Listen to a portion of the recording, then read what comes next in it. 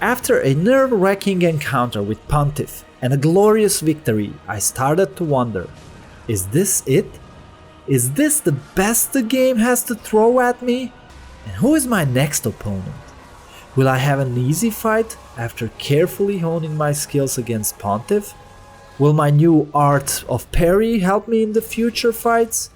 Are my skills good enough for me to become the next Lord of Cinder?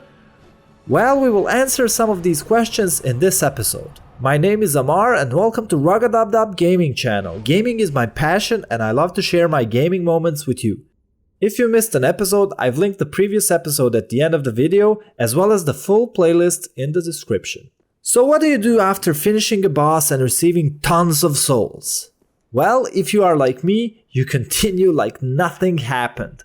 Why? Because I can. Not because I forgot to level up. After questing past this lovely courtyard and climbing up these stairs, I was faced with Quasimodo and his band, the Notre-Dame. They were quite vulnerable for my cleave attacks, but poked my ass with those candlesticks. So I lost more health than I wanted to, but I guess that answers some of my questions from the start, right? I kept going and I was captivated by the landscape in this zone. Everything had a wintry feel to it and the graphics are awesome, if you take into account that this game is already 8 years old. Since I didn't want to fight a large group of enemies at once, I tried to cheese them by hiding behind the wall. Yeah, my tactic confused them so much they decided to take a day off. If you want something done, you have to do it yourself. Luckily, I am too good for them, and I cut them down easily. I did get some third-degree burns, but it doesn't matter. Now I was faced with an overly aggressive Jedi with a lightsaber, or light spear. Either way, my newfound parrying skills came in handy and I was beating him until another Jedi with maces came into play. We'll call him Mace Windu. I also tried parrying him. The first try didn't work. Maybe this time? Third's the charm? Fourth? Well, I guess my skills were not as big as my ego was. And again, I was faced with Quasimodo and the Notre-Dame. They were quite easy to kill, but I find it hard to dodge their fireballs, or as men of culture call them, balls of fire. I know their health pool is low, so I want to finish them off quickly and move on. And being greedy and impatient as I am, my ass is almost always on fire. I managed to line them all up, kill them simultaneously and move on to the next group. The tactic remained unchanged. Kill the first one to bait the others, hide behind the wall and wait for them to completely ignore you, and then go out and kill them all. After a couple of swift strikes, I decided to track back. I didn't want to face Mace Windu and Qui-Gon's spear at the moment. I wanted to explore a little bit first. After going into the cathedral, I turned left here and found an elevator that led me back to the bonfire where I fought Pontiff. The shortcut is cool, but what's across this bridge? The first try went differently than I planned. Nom nom. I constantly struggle with these mimics. Their grab animation always eludes me, and more often than not, I find myself being devoured before I even realize what's happening. The second try went better, and I looted the golden ritual spear. A gift for Qui-Gon's spear, maybe? To bribe him to join forces against Mace? I then went back to the elevator and to the other side, which led me across the balcony to the crystal lizard, which gave me a simple gem. I then took the elevator back to the bonfire and made my way to Firelink Shrine. I'd like to take this opportunity to thank you all for watching and supporting my videos. I genuinely hope you will find them entertaining, and I was thrilled to read all the positive comments on my recent uploads. To all of you watching me for the first time, if you want to support me quit my job and become a full-time YouTuber, one simple click on the subscribe button goes a long way. It's not much for you, but for me it's a one step closer to achieving my dream. As you could see, I put 1 point in dexterity and 1 in endurance. I think it's very important not to spread out points too much. And for starters, you'll need one main attribute, such as dexterity in my case, and endurance and or vigor, because you'll get hit a lot. In order to survive it, you need your health pool high enough, and enough stamina to dodge. My rule of thumb is 2 points in main stat, then 1 to either one that's lower. I then went back to Smith, who politely told me to fuck off since I had nothing to enhance my weapons with. Instead, I spent my souls on charcoal pine resin and a bundle, as well as human pine resin, and went back to Pontiff Bonfire. Instead of continuing, I decided to go back, since I have no souls to lose and wanted to explore the previous zone a little bit, since I feel like I missed a lot. I also wanted to practice my parrying skills, which were not quite as I expected to be. I was confident I would parry correctly this time, only to fail miserably. Third time is the charm. This went on for a couple of minutes until I finally did it. Parrying in this game is the only time I truly feel like the protagonist of the story. The rest of the time I feel like I'm in one of those anime with overpowered heroes, except I'm not the hero. After contemplating the prospect of fighting that group again, I realized I did not want to explore this zone anymore, at least not for now. So I made my way back to Quasimodo and his group. Let's skip the details, since it has become a little bit repetitive. I'll just say that they were target practice. Initially I headed to the right to grab the Titanite shard over here. The only thing left for me to do is to kill Mace Windu and Qui-Gon's spear.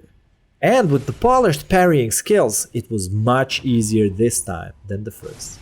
Qui-Gon fell first, and I'm not entirely sure how I managed to separate them, but in the end it didn't matter. It certainly made my job much easier. The other guy was nowhere to be seen, so I cautiously continued upstairs. I couldn't shake the feeling that he might pop out at the most inconvenient moment, as it tends to happen in this game. I picked up Titanite scale here and continued further. I went to this side and jumped down like I knew what I was doing. The truth is, I was running from cover to cover, hiding from these giant arrows. It got me to another large Titanite shard. Score! I sprinted up this arch like there was no tomorrow. Usain Bolt himself would have admired my quickness. In a bid to outmaneuver my opponent, I gracefully leapt down to the lower level. However, much to my dismay, he remained unfazed by my feint and continued his relentless assault without missing a beat. Silently ascending the stairs, I cautiously approached the knight from behind. With exceptional skills of stealth, I managed to tap him lightly on the shoulder, alerting him to imminent threat he faced. In a brief skirmish, I found myself facing in one of those classic deaths in Dark Souls, a fatal plunge into the abyss. I went back the same road and tried the backstab again, which failed. Again. So can anyone please tell me, how the fuck does the backstab work? Are they immune to it? Because sometimes I manage to creep up to enemies and backstab them, but not these guys. Please write me down in the comments below, is it possible to backstab this guy? As I continued my sneaking escapades, an arrow came out of nowhere and knocked me the fuck out. I realized that it was the knight that was attacking me while I was crossing that arch. I managed to deal with him, but I always have trouble fighting them. Mainly because their shields block everything. And since I was sure the backstab won't work, I just charged the attack for an extra starting damage. After dispatching him, I found myself thrust in the relentless melee locked-in combat with wave after wave of knights, each one presenting a formidable challenge as I fought my way through their ranks. I'm also a lying piece of shit who wants to make this sound more dramatic than it really is.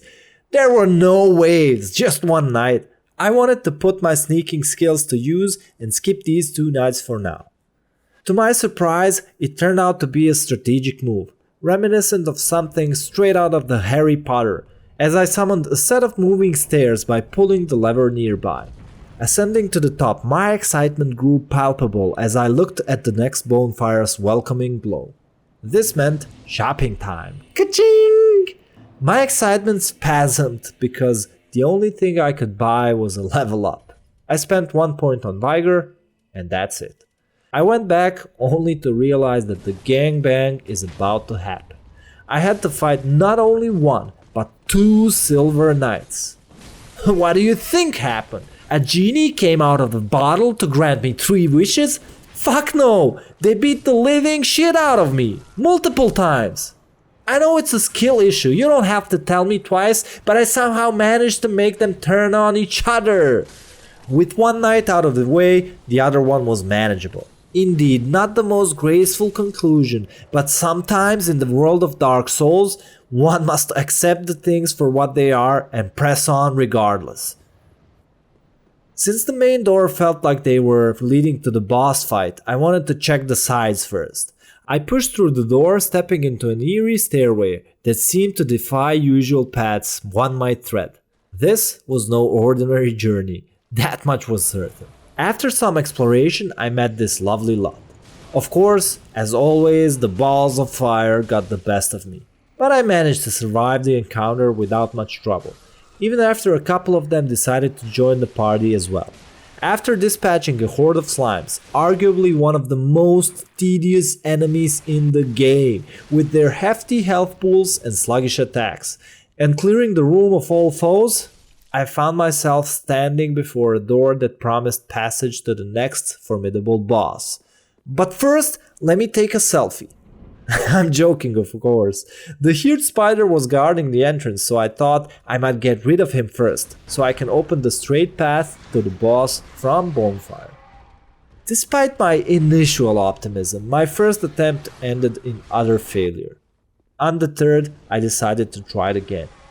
Noticing his vulnerability to fire, I opted to cheese him with bombs while strategically hiding behind the walls. After an intense game of hide and seek, I emerged from my hideout to bravely deliver the final blow, just like a true hero. As my path cleared, I was ready to face the next boss, Aldrich, Devourer of Gods. With a name like that, I almost wanted to send a polite RSVP declining the invitation. But as he is in my way, he has to die. I started good, did some damage to him, and then he disappeared and showed up on the other side of the room. I wasn't expecting a blast like this, so I deflected it with my chin. Then he fired a bunch of small ones.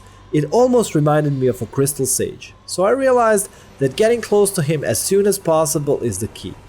I just didn't expect the arrows to block out the sun. The next try was not much better. I knew what I had to do, I just wasn't able to connect all the moves. Couple of tries later, I was ready to take him on. Make sure to hit the thumbs up and subscribe to the channel because I'm about to drop some knowledge. As you enter the room, head straight to him and attack to the point of exhaustion. After you deal some damage, he will disappear into the ground and appear somewhere else, just like the sage does. As soon as he shows himself, run straight to him and attack some more. Again, as you deal damage, he runs. Rinse and repeat. At around 70% of his health, Aldrich attacks become augmented with fire, increasing his damage and leaving the flames behind him, so you have to be careful. But the tactic remains the same. Attacking the tail deals more damage and you can also stagger him.